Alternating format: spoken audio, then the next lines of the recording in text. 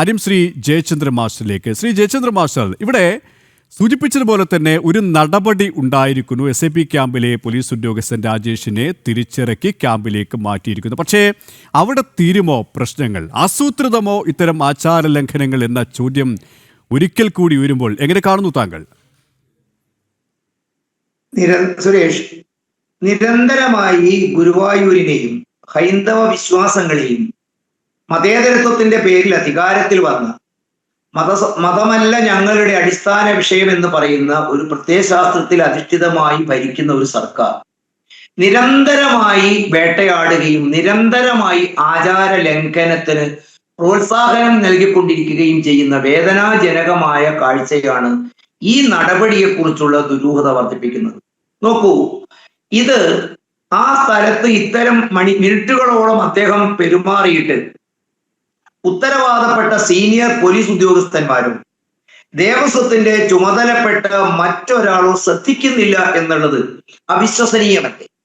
മാത്രവുമല്ല, ഇത് ശ്രദ്ധയിൽപ്പെടുത്തിയത് പോലും ശബരിമലയെ നെഞ്ചേറ്റുന്ന അയ്യപ്പസ്വാമിയെ തങ്ങളുടെ ജീവനേക്കാൾ വളരെ കർശനമായി ആരാധിക്കുന്ന, അതിനുവേണ്ടി സുദീർഘമായ ദൃഢമായ വ്രതാനുഷ്ഠാനങ്ങളുടെ മലചവിട്ടുന്ന അയ്യപ്പന്മാരുടെ വേദനാജനകമായ അവരുടെ ഹൃദയഭേദകമായ കാഴ്ച കണ്ടിട്ട് അവരാണ് പൊതുസമൂഹത്തെ, മാധ്യമങ്ങളെ, ഉദ്യോഗസ്ഥന്മാരെ ഒക്കെ അറിയിക്കുന്നത്. നോക്കൂ, ശബരിമലയിലെ ഡ്യൂട്ടിക്ക് നിയോഗിക്കുന്ന പോലീസുകാരെ കുറിച്ച് പോലും അവരുടെ പ്രവർത്തനങ്ങളെ കുറിച്ചും അവരുടെ വ്രതശുദ്ധിയെ കുറിച്ചും ഒക്കെയുള്ള വളരെ ദീർഘമായ ഒരു കാഴ്ചപ്പാട് നമുക്കുണ്ടായിരുന്നു. അവർ ശബരിമലയുടെ ആചാര ലംഘനത്തിന് ഉതകുന്ന അറിഞ്ഞും അറിയാതെയും തങ്ങളുടെ ശരീരത്തിലോ മനസ്സിലോ ഒരു ചലനം പോലും ഉണ്ടാവാതെ സൂക്ഷിക്കുന്നവരായിരുന്നു. അവർക്ക് നിരന്തരമായിട്ടുണ്ടായിരുന്ന അത്തരത്തിലുള്ള പോലീസ് യൂണിഫോമിൽ പോലും ഇളവുണ്ടായിരുന്നു. അവർക്ക് അയ്യപ്പ സന്നിധിയിൽ അംഗീകരിക്കാൻ ബുദ്ധിമുട്ടുള്ള തുകൽ ഉപയോഗിച്ചുണ്ടാക്കിയ വസ്തുക്കൾ, അവന്റെ അരപ്പട്ട പോലുള്ള ബെൽറ്റ് പോലുള്ള സംവിധാനങ്ങൾ പോലും ഉപേക്ഷിക്കാൻ അവർക്ക് അനുവാദമുണ്ടായിരുന്നു. പോലീസുകാരന്റെ ക്ലീൻ ഷേവിൽ നിന്നും അവന് അനുമതിക്ക് മാറ്റമുണ്ടായിരുന്നു. 41 ദിവസം വ്രതമനുഷ്ഠിച്ച് ഈ ഡ്യൂട്ടി പോലും ഒരു ആത്മീയ സേവനത്തിന്റെ ഭാഗമായി കണ്ട് അത് നെഞ്ചേറ്റുപറ്റുന്ന ആളുകളെയായിരുന്നു ശബരിമലയിൽ നിയോഗിക്കാറുണ്ടായിരുന്നത്. ഇപ്പോൾ അവരുടെ എണ്ണം കുറവായതുകൊണ്ടാണ് ഇത്തരം ആളുകളെ കണ്ടെത്തുന്നതെന്ന് വിശ്വാസം എനിക്കില്ല.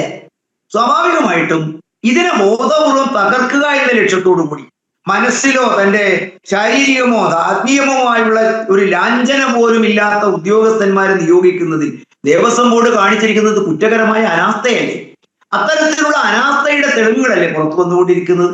അതുകൊണ്ട് ഇതിന്റെ പിന്നിൽ രഹന ഫാത്തിമയെ കയറ്റിയവർ, ബിന്ദു അമ്മിണിയെ കയറ്റിയവർ, അത്തരത്തിൽ കോടതി വിധിക്ക് സാധാരണ വിധിക്കൊന്നുമില്ലാത്ത താല്പര്യം കാണിക്കുന്നവർ, ഇതിനെ മുച്ചൂട് നശിപ്പിക്കാൻ ആഗ്രഹിക്കുന്നവർ, ഞങ്ങൾ ഹൈന്ദവ രക്തമില്ല, മുസ്ലിം രക്തമില്ല, ക്രൈസ്തവ രക്തമല്ല, മാനവ രക്തമാണെന്ന് പറയുന്നവർ, രാഷ്ട്രീയവും മതവും തമ്മിൽ വേറിട്ട് നിൽക്കണമെന്ന് പറയുന്നവർ, സീസറിനുള്ളത് സീസറിനും ദൈവത്തിനുള്ളത് ദൈവത്തിനും കൊടുക്കണമെന്ന് പറയുന്നവർ, അവരുടെ ഈ ഉദ്ദേശശുദ്ധിയെ തന്നെ സംശയിക്കേണ്ടിയിരിക്കുന്നു.